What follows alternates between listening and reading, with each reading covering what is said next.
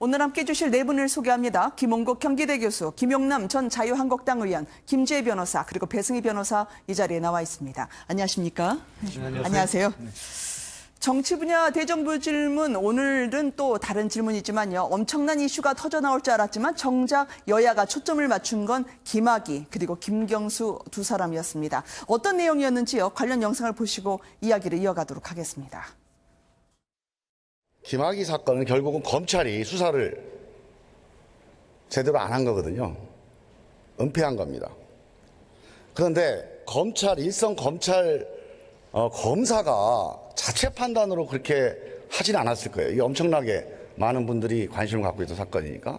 정황들을 종합해 보면 청와대 민정수석실 또는 그 당시에 법무부 장관 또는 그 당시에 검찰 간부 어떤 식으로든지 이 문제에 대해서 관여했을 거다 이렇게 판단이 듭니다. 김학의 사건 당시 법무부 장관이 누굽니까? 자유한국당 한기환 대표죠. 네. 또 김학의 사건 당시에 민정수석이 누구죠? 근데 어쨌든 이 라인에서 다 보고는 받죠. 그게 당연한 일이죠. 혹시나 압력을 이었다든지 연관이 있다면 다 밝혀내야 되는 것은 당연하겠죠. 어제 대통령께서 버닝썬 김학의 장자연 사건에 관해서 수사 지시를 주문했습니다.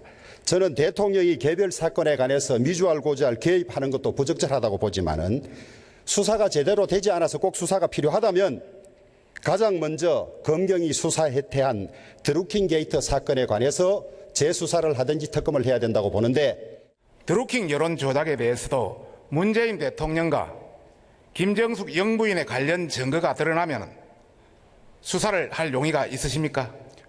김경수 드루킹의 여론 조작의 공범이라면 끝나도 끝난 게 아니다.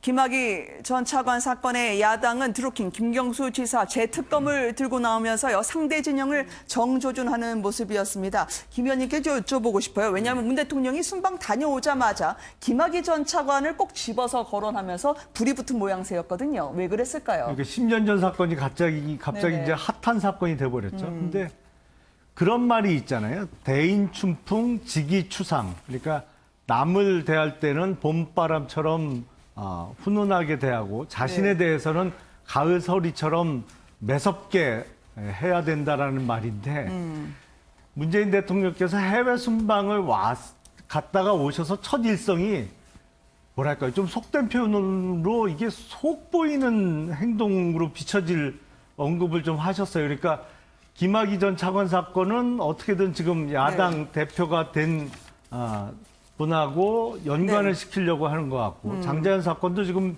정권에 대해서 비판적인 언론 사주하고 관련이 있다는 소문이 있으니까 근데 오히려 본인이나 아니면 자기 편에 대한 의혹에 대해서 철저한 수사를 당부했다면 예를 들어서 지금 이루어지고 있는 환경부 블랙리스트 관련된 사건 아니면 지난 지방선거에서 경찰의 수사 자체가 선거 범죄에 해당하는 거 아니냐는 의혹이 불거지고 있는 김기현 전 울산시장에 대한 경찰의 수사 이런 사건과 관련해서 대통령께서 철저한 수사를 당부하셨다면 역시 공정한 대통령으로서 어떤 품위 내지는 권위를 인정받을 수 있을 텐데 뭐랄까요, 이렇게 좀 속보이는 언행이 자꾸 거듭되다 보니까 말에 무게가 실리질 않습니다. 그러니까 정치수사 여론전이라는 말씀이신가요?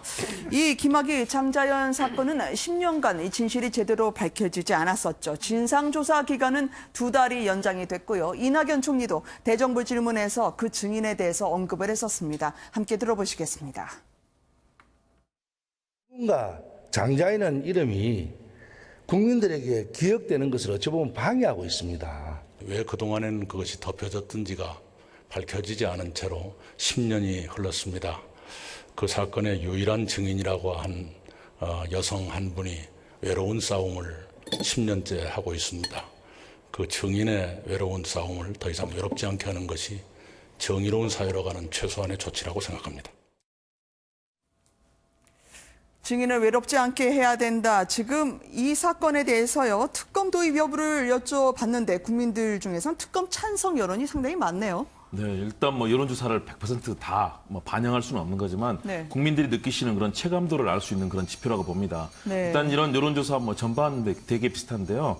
일단 리얼미터 조사 결과 찬성이 71.7% 그리고 반대가 뭐 17% 정도 나왔습니다. 네. 다시 말해서 국민 대다수가 이번 사안들, 다시 말해서 여성들이 강제로 이런 성폭행을 당하고 또 장자연 씨처럼 마지막에 목숨을 끊을 수밖에 없었던 비극적인 사안들, 그리고 김학의 전 차관의 그 별장에서의 그런 여러 가지 성폭행이라든가 이런 부분들이 지금 다시 논의가 되고 있고, 당시에 피해자가 절절한 목소리로 여러 차례 많은 곳에 그렇게 절규를 했음에도 불구하고 반영되지 않았고 피해자의 목소리가 도리어 감춰지고 당시에 많은 영장들이 기각되거나 이런 상황들이 나오지 않습니까? 그런 부분에 대해서 국민들의 불신들이 더욱 커지고 있다.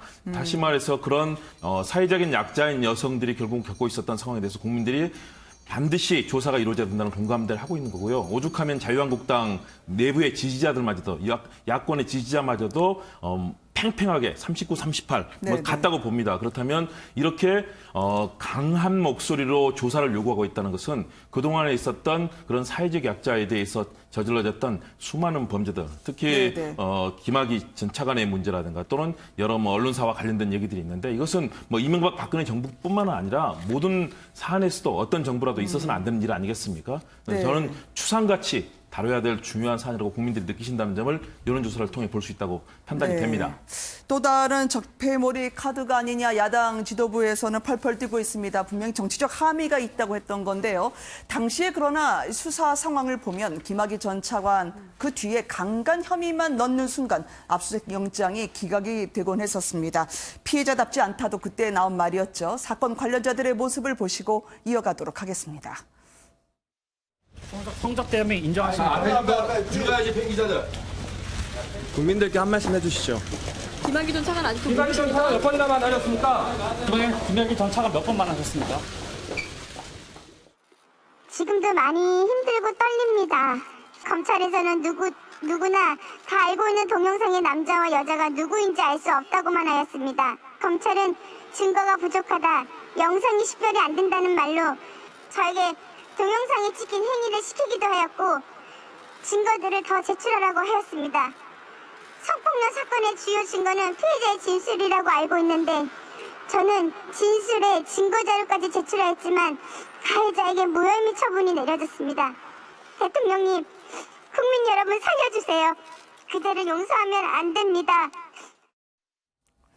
보도에 따르면 서초동에서는 대통령까지 언급을 했기 때문에 김학의 전 차관 정말 큰일 났다. 어떻게든 검찰이 엮어낼 거라고 분석을 한다는데요. 김 변호사님 어떻게 보셨습니까? 사실관계를 보면은 이 사건의 처리 과정에 분명한 문제가 있어 보입니다. 그러니까 경찰에서는요, 동영상이 있는데 설마 뭐 이것이 다른 뭐 빠져나가거나 그럴 길이 있겠느냐라고 거의 확신에 가득 차서 특수강간 혐의로 10번이나 영장을 신청을 하게 되는데요. 체포영장, 뭐 통신사실, 압수영장, 뭐 출국금지 이런 것들 각종 영장을 영장을 청구를 하지만 거기에 이제 특수강간이라는 단어가 들어가면은 이제 무조건 기각이 됩니다. 그래서 10번 정도 영장 기각이 되고요.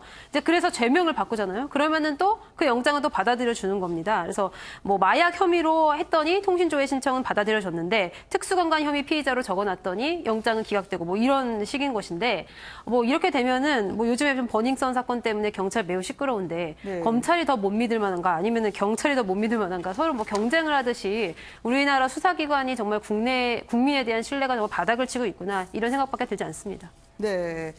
이 와중에 김경수 지사 관련해서는요. 지금 항소심이 어제 열렸는데 재판장이 작심한 듯 15분간 입장 표명을 했습니다. 이거 상당히 이례적인 경우던데요. 배 변호사님 어떻게 해석해야 됩니까? 어떤 내용을 놓고 이야기가 나온 거죠? 김경수 경남지사의 항소심 재판부가 이제 재판이 시작되기 직전에 이 재판에 들어서면서 자신들의 심경을 밝혔다고 해야 될까요?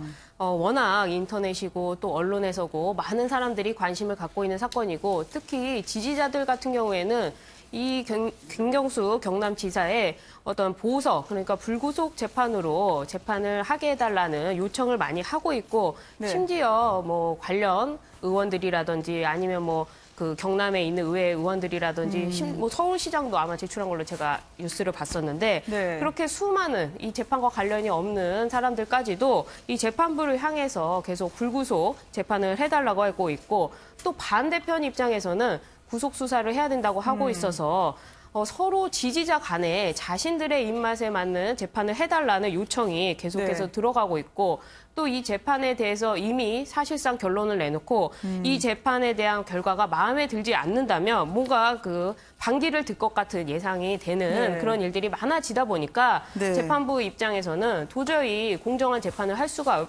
없다. 피고인 입장에서도 피고인 본인이 무죄 추정의 원칙에 따라서 재판을 받을 수 있겠느냐 하는 심경을 밝혔습니다. 네. 이 재판부가 이야기한 것 중에 특징은 뭐냐면 오히려 피고인한테 네. 피고인이 사실 어떻게 보면 재판부와 관련된 그러니까 소위 말해서 정관 변호사를 써가지고 네. 오히려 우리 재판부가 이 재판을 안 맡았으면 했다라는 이야기까지 할 정도로 네. 굉장히 안팎에서 억압이 있었던 것으로 보입니다. 그만큼 이 재판에 대한 관심도가 높다 그런 표현으로 봐야 될 것 같아요. 네, 오죽했으면 저런 말을 했을까요, 김 의원님? 근데 지금 재판의 결과를 놓고 어떤 네. 예측을 하든지 아니면 누구는 어떤 정치 성향이니까 어떤 판사는 어떻게 결정을 낼 거다 이런 네. 얘기가 오고 가는 것 자체가 사실은 대단히 부적절하죠. 그런데 김경수 지사와 관련해서는 어제 이제 법정에서 출석하는 화면이 지금 배경 화면에 나오고 있습니다만 한번 보십시오.